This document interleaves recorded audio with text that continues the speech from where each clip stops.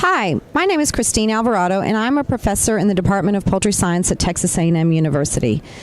We are here to talk to you today about woody breast and some possible nutrition mitigation strategies to reduce the incidence and severity of woody breast in processing plants. Woody breast is defined as breast muscle that is hard to the touch and can cause texture quality issues for consumers, such as fibrousness and crunchiness and just overall unappealing meat quality attributes that consumers can complain about and have complained about. So a lot of this has come about with the increase in selection for high-yielding broilers. And so woody breast can be characterized as either a normal all the way to severe. A category 3 would be severe, a category 2 would be moderate, and then there would also be categories of 1 and 0.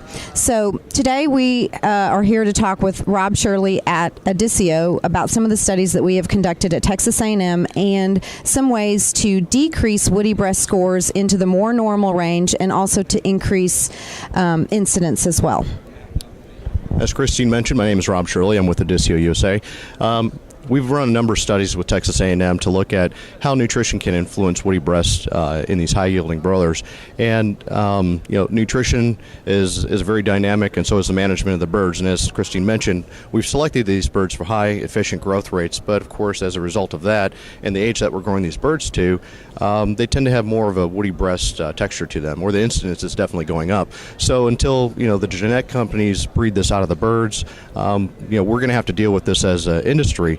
And as a result of that, we're going to have to find nutritional strategies or management strategies. In the studies that we've run with Christine, we've looked at feeding a bird out to 45 days of age, and it was a high-yielding strain, just to see what the incidence of woody breast would be. And then in addition to that, we've supplemented in nutrients that have effects upon vasculature in the bird or the antioxidant properties of the meat as the bird has a high rate of protein turnover in the breast. That would be vitamin C, or we've even looked at the increasing the level of vitamin premix because a lot of the research that we have is 25 or so years old, and the genetics that we determine those requirements on is quite old. And then beyond that, we've also tried slowing down the birds by reducing the amino acid density in the grower phase by about 15%. So if you're feeding a 109 digestible lysine diet, you're going to drop that to approximately 0.93%.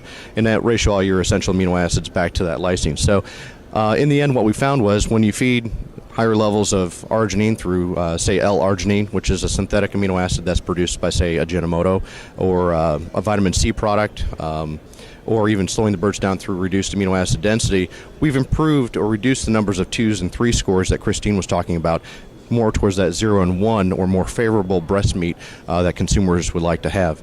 And so we feel that these are very, very good nutritional strategies, and of course more research needs to be done on this to determine what the mechanism is behind how each of those nutrients affects the overall growth and development and protein turnover of that breast meat from day of hatch all the way out to market age. Thank you very much.